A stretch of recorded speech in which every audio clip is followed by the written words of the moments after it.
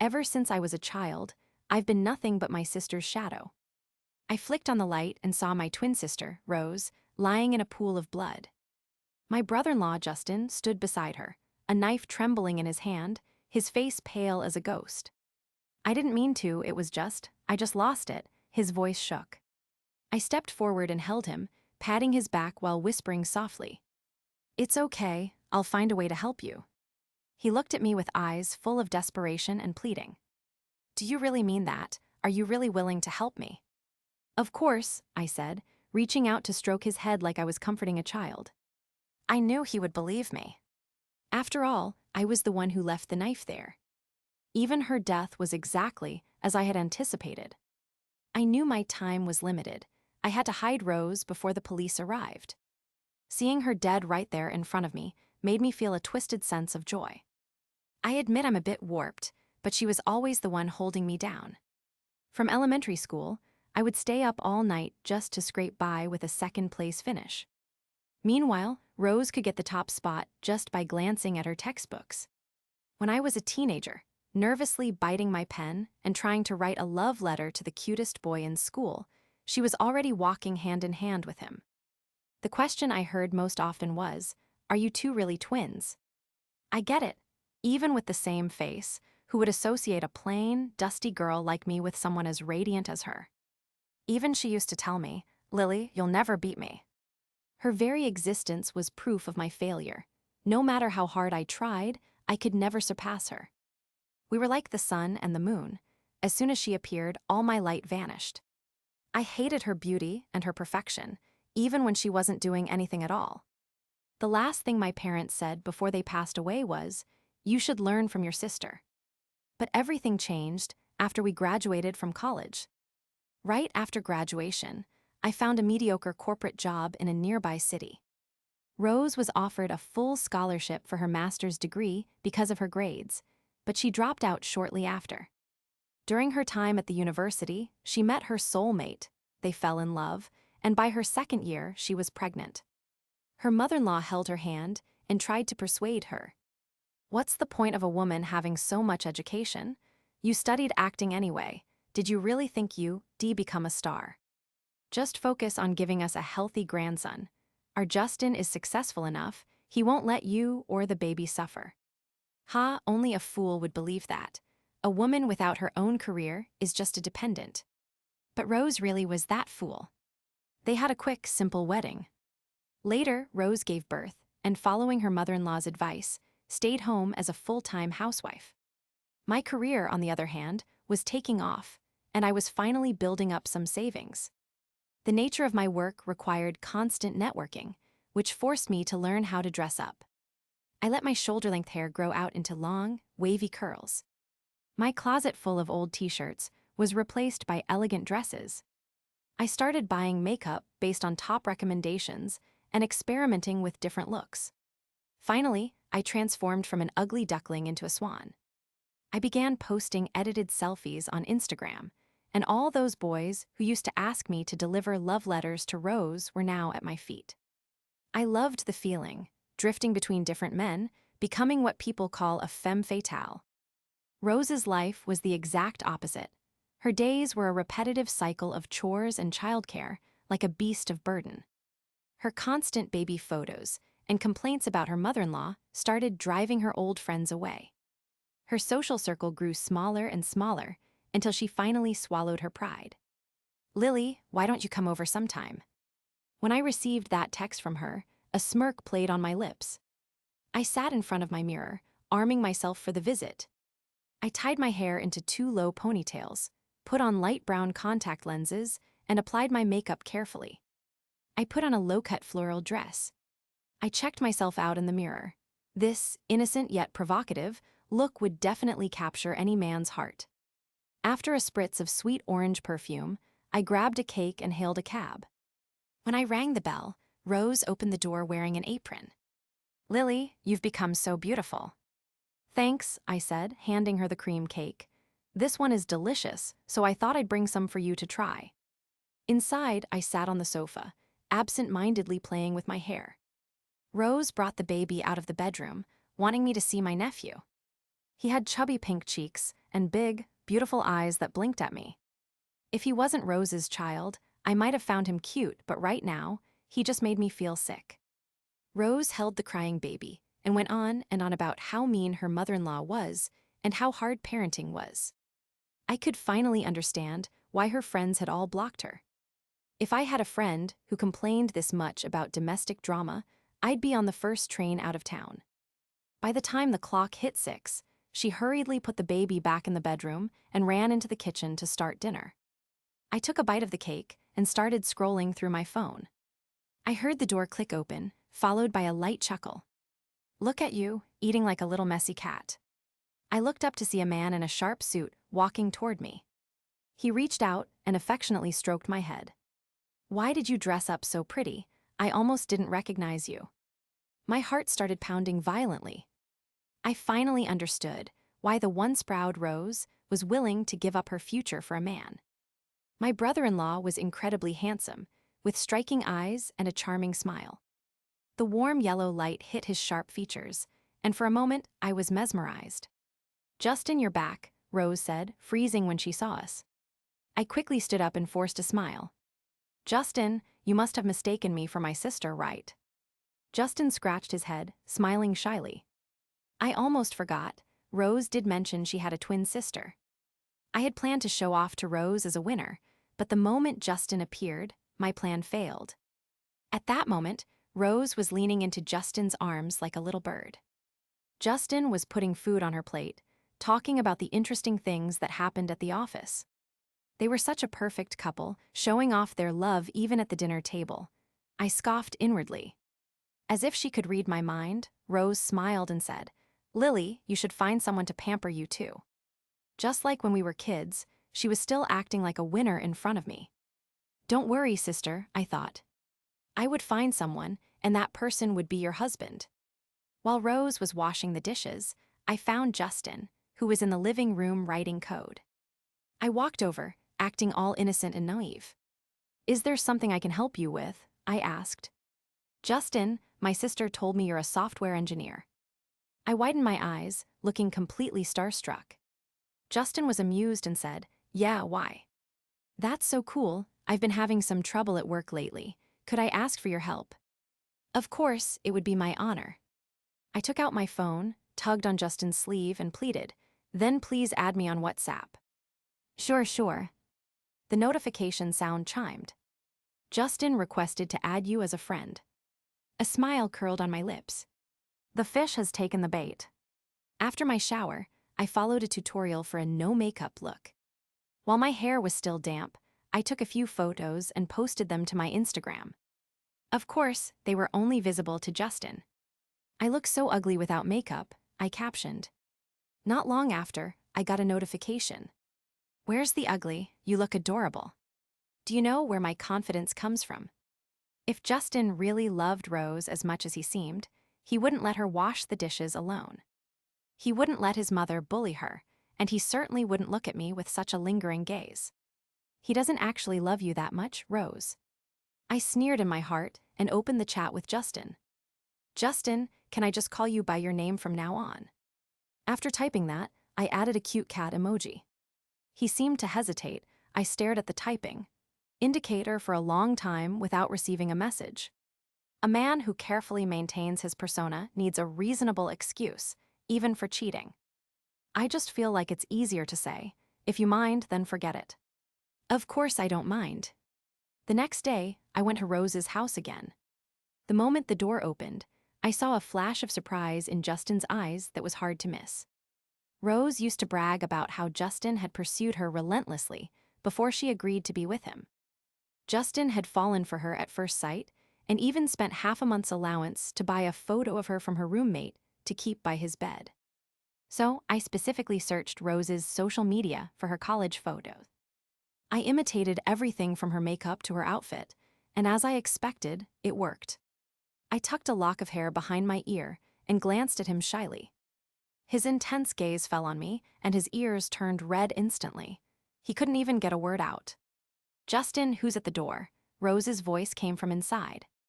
"Honey, Lily is here to see you," Justin replied. Then he cleared his throat. Come in quickly, don't catch a cold in those thin clothes. I followed Justin inside.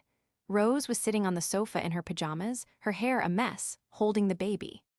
She looked up at me following behind Justin, and her face immediately clouded over. So you can feel insecure too, I mocked in my heart, but I still put on a friendly smile. Lily, why are you so free lately? The company gave me a few days off, and I had nothing to do, so I came to see you. I walked over, sat down next to Rose, and affectionately took her hand. Just then, Rose's phone rang. Mom, what's up? Rose's brow furrowed, but I'm busy here. Fine, I'll be there soon. After hanging up, Rose let out a deep sigh. Lily, sit here for a while, I'll be right back. Rose looked at me apologetically. What's wrong? I secretly rejoiced. My mother-in-law misses the baby. I'm going to take him over for a bit.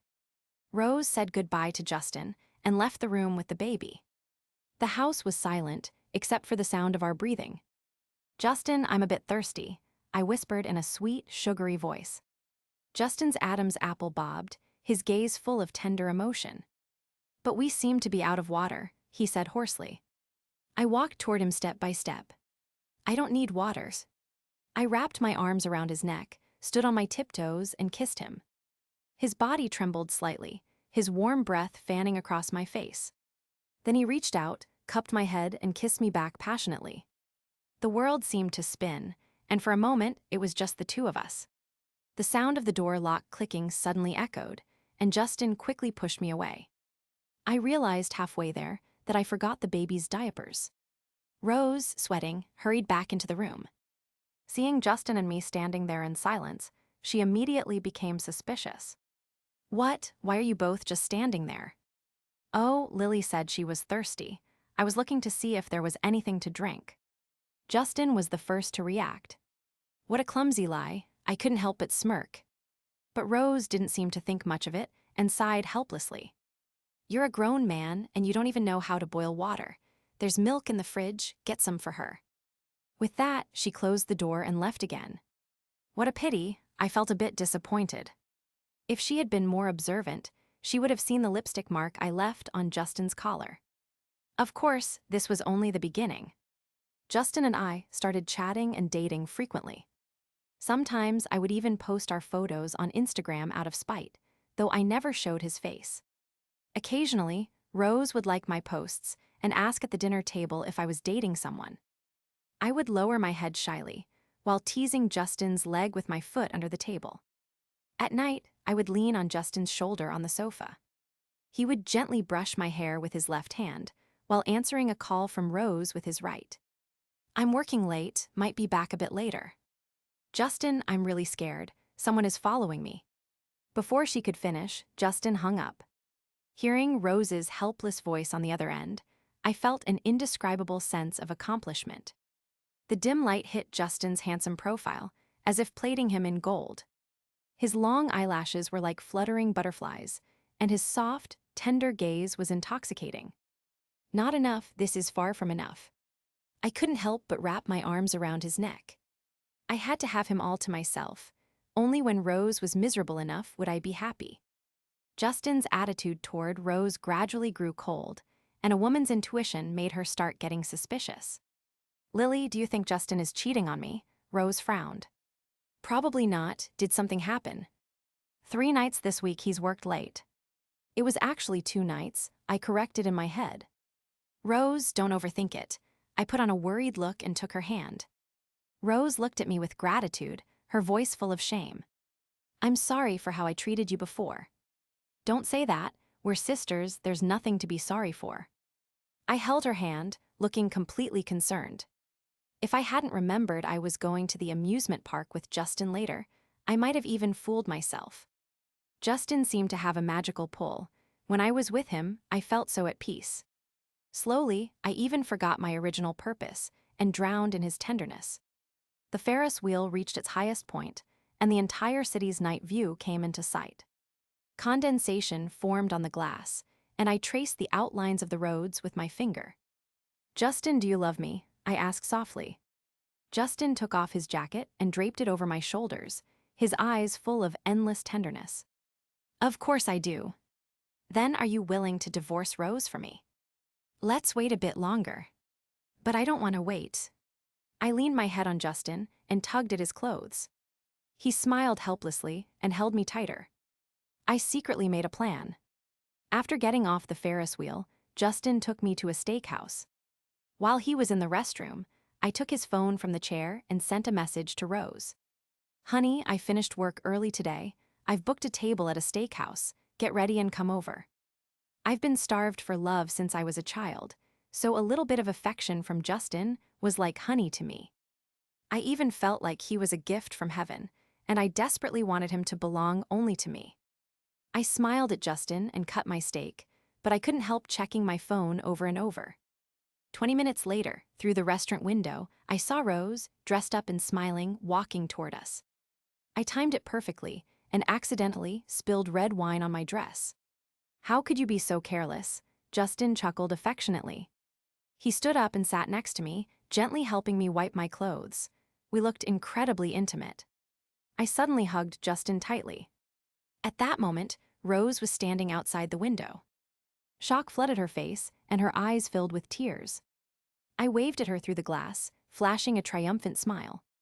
I thought she would burst in like in the movies, pour wine over my head, and scream at Justin. But she didn't. She just stared blankly for a moment and then turned to leave. Before we parted, I stood on my tiptoes and kissed Justin's forehead. Can we still see each other after this? I asked softly. Of course we will. Justin ruffled my hair. Why would you even ask that?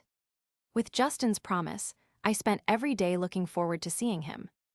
But after that night, Justin didn't contact me again. I could only track him through the listening devices I had installed in his house. He started fighting with Rose frequently, accusing her of not trusting him. I went back to my old life, and the days without Justin were lonely. Rose's late-night sobbing became my greatest source of joy. I relished her pain, fantasizing about the day I could truly replace her. She often talked to herself in the empty room, whispering about her past romance with Justin and her current despair. Sometimes, I even felt like she was saying those things specifically for me to hear. Days went by until one day. I was listening to their daily routine as usual. The earphones suddenly crackled with static, followed by Rose's low voice. I know you're listening, let's meet. Rose set the meeting at that same steakhouse. As soon as I sat down, she threw a glass of red wine in my face. I didn't flinch.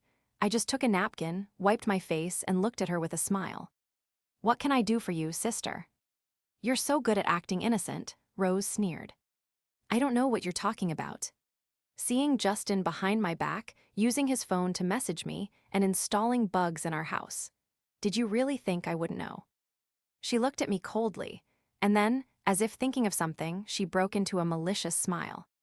You don't actually think Justin loves you, do you? The truth hit me like a ton of bricks. My heart sank. There were things I wasn't unaware of. I had just chosen to ignore them. The look of annoyance on his face when we hugged, the messages left on read. I had seen it all. But just as Rose ignored the affair, I ignored that Justin didn't love me that much. A woman in love would rather live in a bubble than admit, he's just not that into me. Thinking about this made me furious with Rose. I walked out of the restaurant feeling lost. Rose's words kept echoing in my head like a curse. My body felt like it was falling into an ice cave. Intense hatred began to bloom in my heart like an opium flower. I started silently executing my plan for revenge. Justin started contacting me again. He came to see me several times, his face bruised and battered. I carefully treated his wounds, listening to him complain about the constant fights with Rose.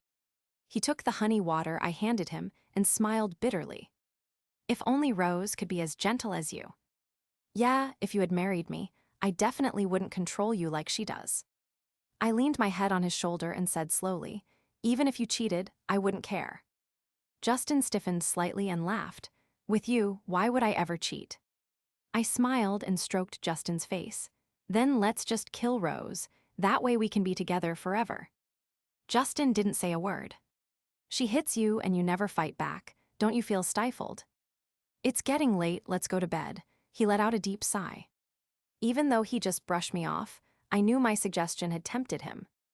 Rose's unreasonable behavior had pushed him to his limit, or he wouldn't be hiding at my place so often. The following days, we lived like a normal couple. We huddled under the same blanket to watch movies, went grocery shopping, and cooked together. Sometimes on the street, people who knew them would mistake me for Rose and compliment us on our great relationship. This made me feel both sweet and bitter. Was I just a substitute? Because the goddess from his student days had become irritable and old, I became the gentle version of her. The thought made my heart ache. Because this happiness was stolen, I was always so sensitive and insecure. My intense possessiveness stopped me from drowning in the tenderness.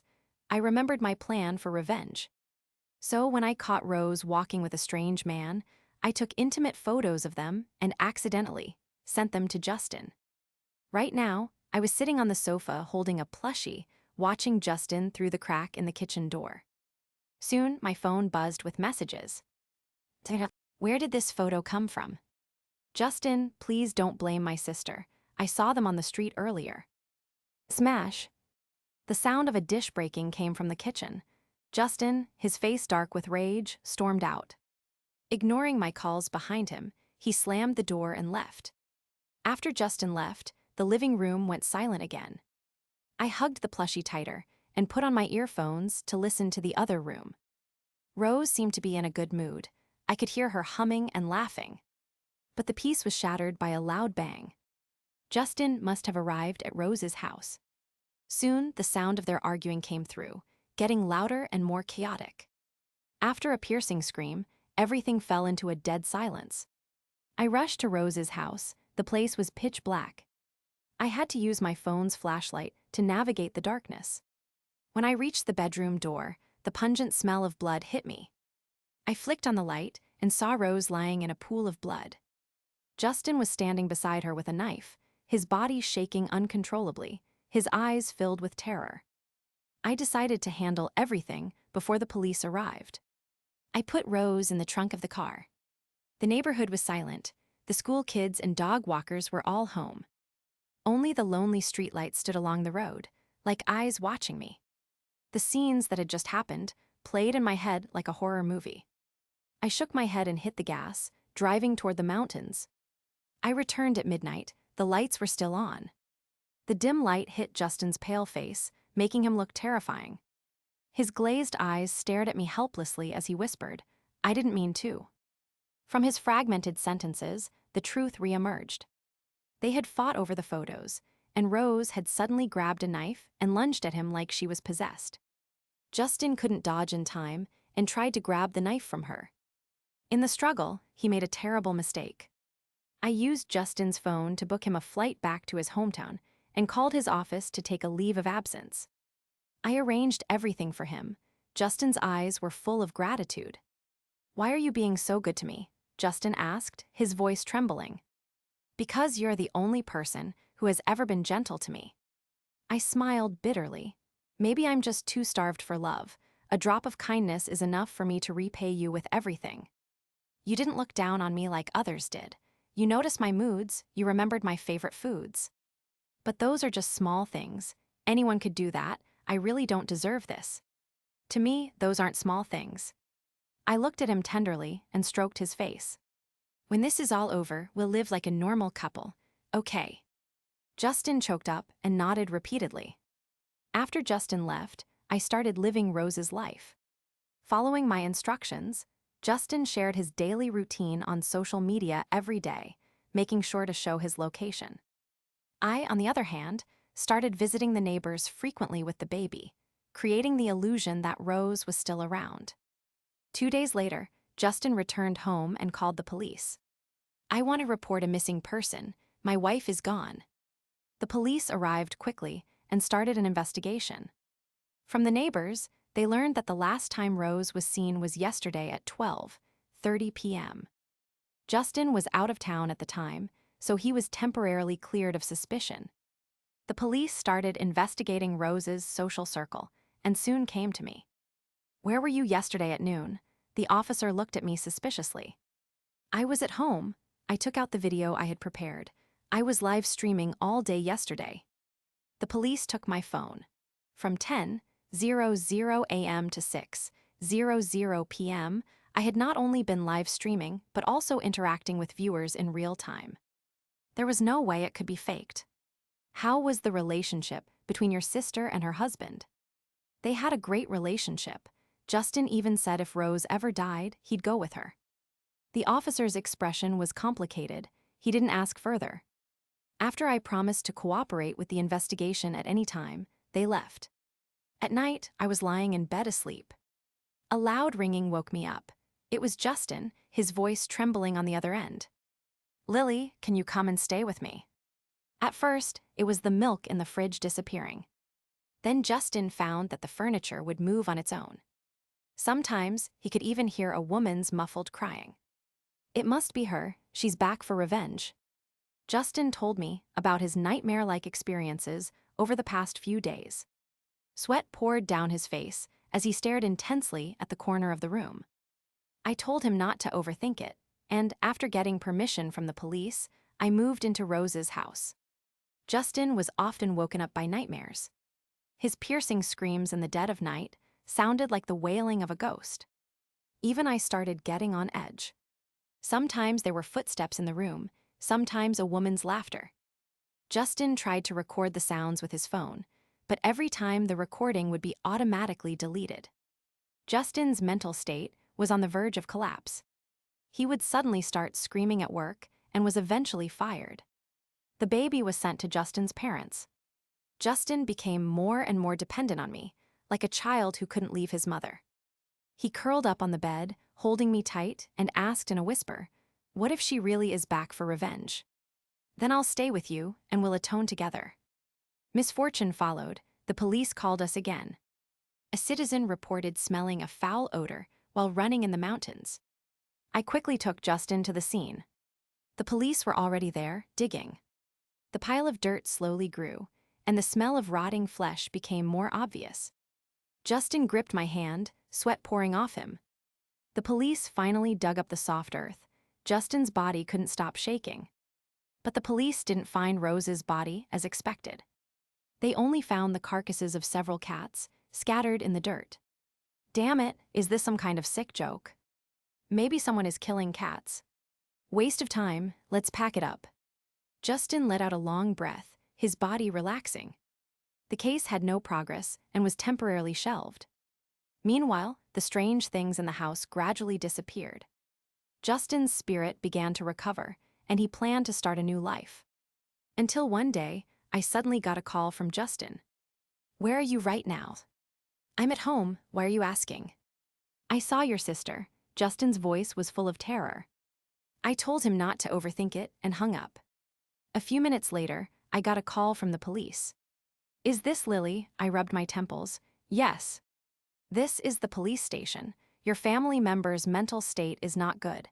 Can you come and pick him up?" My heart pounded. Was it Justin? Would he suddenly say something to the police? If he confessed, everything I had done would be for nothing. I didn't even bother to wash up. I grabbed my keys and ran out. I drove to the address the police gave me. Justin was sitting across from a group of officers. His clothes were covered in dirt, his hair was a mess, and he was gripping a small officer's sleeve. "I really saw a ghost. You have to believe me." "Sir, we've told you many times, ghosts don't exist," the officer said helplessly. I pushed the door open and walked in. Justin turned around and saw me. His pupils dilated, and he fell directly to the floor. "Ghost, look," his body shook and he scrambled backward. "Justin, calm down, it's me, Lily," I said softly as I knelt down. Justin finally calmed down. "Lily, why are you dressed like that?"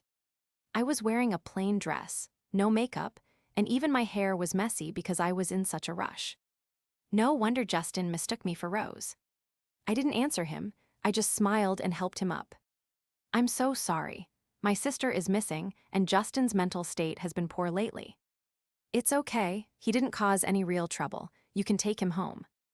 I thanked the police and led Justin to the door. "How devoted," I heard the police whisper behind us.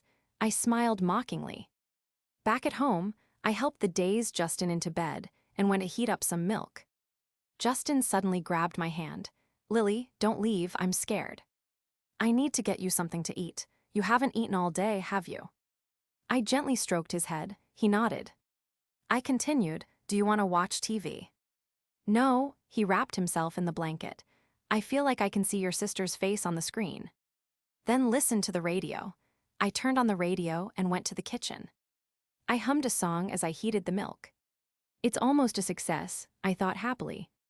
Every encounter Justin and I had with the police was nerve-wracking, but we always managed to pull through. Besides luck, most of it was thanks to my excellent acting and calm mindset. I smiled with a bit of pride. I should become an actress or an undercover agent after this. While I was feeling smug, a piercing scream came from downstairs. "Someone is dead." I ran downstairs in a panic. A crowd had already gathered around Justin. His body was extremely contorted, his eyes were still open, and a large pool of blood stained his shirt. People were taking photos with their phones. I pushed through the crowd like a madwoman and knelt by Justin's body. "No, I don't believe it," I screamed. The surroundings suddenly went quiet. I leaned over on the ground, my shoulders shaking violently. A few students helped me up. I sat on the flower bed with tears streaming down my face. My scraped knees were bleeding, and passers-by looked at me with pity.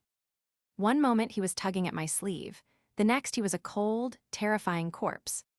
I looked at his bulging eyes and remembered our first meeting. Under the warm yellow light, his gaze was so soft. I had fallen for him without realizing it. And now his eyes were bulging out, like a fish that had died from lack of water.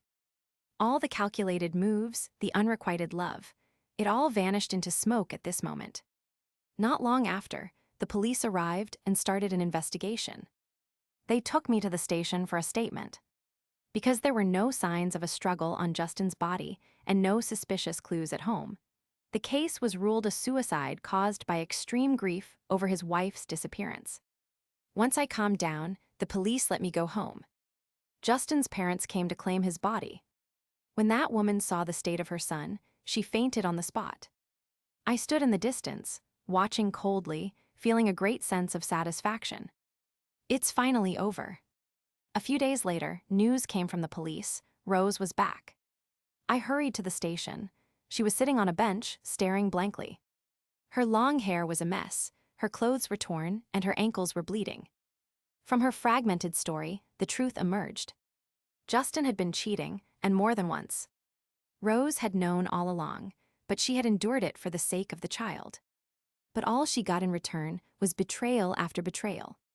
With their parents gone and her relationship with her sister distant, she had no one to talk to and started going to bars. But that was the beginning of her misfortune. Rose wasn't a good drinker. On her way home, she was targeted by a homeless man. He followed her home and learned where she lived. From then on, he became her stalker. No matter where she went, she could feel a pair of lecherous eyes watching her. Rose tried to ask Justin for help, but he was too busy with his affairs to care. One day, the homeless man kidnapped her. He kept her in a basement where he hid. Fortunately, he didn't do anything to her. Because he was so marginalized, the police never thought to look for him. Rose was imprisoned for days until she finally found a chance to escape. She didn't dare look back, she just ran and ran. She lost her shoes and her feet were bleeding. When she finally escaped, she learned that her husband had committed suicide. Rose's story gained everyone's sympathy. I sneered in my heart. She really was the natural-born actress. Calculatedly, stealing my family's attention when we were kids. Acting like an innocent little flower in school, holding my hand and apologizing. I didn't mean to steal your crush. Even now, remembering her pitiful act made me want to slap her. But at this moment, I wasn't in the mood, because I was more excited about what would happen next. The police quickly found the homeless man at the location she gave and arrested him. He confessed to everything. To give the story a perfect ending, Rose hugged me and cried. When her tears hit my shoulder, I was almost dazed. Were these tears real or fake? I don't know if it was our twin connection, but something in me was moved by her crying, and I started crying too. To outsiders, we looked like two grieving sisters. The news of Justin's affairs reached his mother. When I went with Rose to pick up the baby, I saw shame in that arrogant woman's eyes. She took a crumpled red envelope from her pocket and pressed it into Rose's hand. "I'm so sorry for everything, our Justin, his end today." She wiped her tears. "He deserved it." "Mom, don't say that. It's normal for mother-in-law and daughter-in-law to have conflicts. I never blamed you." The mother-in-law just cried silently. "Don't worry, I'll bring the baby to see you often." Rose took her mother-in-law's hand. The woman nodded repeatedly and watched us leave. Soon after, Rose and I attended Justin's funeral. Rose was busy the whole time, never stopping for a moment. All the guests praised her: noble, virtuous, kind, forgiving. Only I knew how ironic those words were. When the guests had all left, I found the exhausted Rose in a corner. "When did you start planning this?" Actually, the revenge plan was formulated by Rose. That meeting at the steakhouse was when she convinced me to join her. Long before he met me, Justin already had someone else, and more than one. Justin used his handsome looks to enjoy being the center of attention, trampling on other people's hearts. Rose had hinted to me, 3 nights this week he's worked late. I thought she was just confused about the dates and laughed at her in my heart. In reality, I was the one who was foolish, because on the other night, Justin was with another woman. When I heard the recording of him saying, "I'm just playing with Lily, she's easy," I realized how ignorant I was.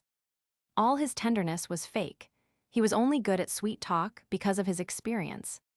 Following Rose's instructions, I started whispering in Justin's ear, driving a wedge between them. We prepared a switchblade in advance at Rose's house and intentionally provoked a fight between them. Rose stabbed Justin, and during the struggle, she pretended to be accidentally wounded. The blood packets she had hidden on her body burst. In his panic, Justin didn't check the wound properly. Rose's acting training made her convincing enough. Then my timely appearance made him lose any chance of discovering the truth. I drove past the mountain road and took Rose to my house, where we swapped identities. On the day Rose disappeared, she was at my house live streaming while pretending to be me. That's why the police couldn't find any flaws in my alibi. Rose then intentionally led the homeless man to kidnap her. Then I pretended to be Rose's ghost to haunt Justin. The missing milk, the crying at night, even the ghost he saw, it was all part of the plan. Justin's tenderness was fake, and my gentleness was poison. Every bit of comfort was only to build him up, so his fall would be more painful. The night Justin committed suicide, I intentionally played an old news report on the radio. Wife's body found in the mountains, husband's fingerprints found on the scene. Justin thought the truth was out, and with the long-term mental torture, he couldn't face reality and jumped. Of course, I deleted those recordings before the police arrived. To me, this plan only killed a man I was having an affair with. To Rose, it was killing 2 birds with 1 stone. She no longer had to watch her cheating husband, and she was no longer stalked. So I was curious when she started planning this. Was my falling in love with Justin also part of her plan? When I asked this, Rose gave a brilliant smile. "I know you best. You're the only one who could help me." I pressed, "So you only contacted me to help you get revenge?" I wasn't satisfied. I really wasn't. "Yes," she curled her lips. "I've taught you a lesson. A heartless man isn't worth your sincerity." "Did you ever hate me?" "No, he had too many women for me to count. Why would I care about one like you?" She paused. "Besides, you were just a pawn in my revenge." What a terrifying woman, I cursed it in my heart. "But you were the only one I could use. After all, we are twins." She smiled at me, turned and walked away. She was terrifying, dark, selfish, and hypocritical, but so was I. We hated each other, but we needed each other. Thinking about this, I quickened my pace to catch up with her.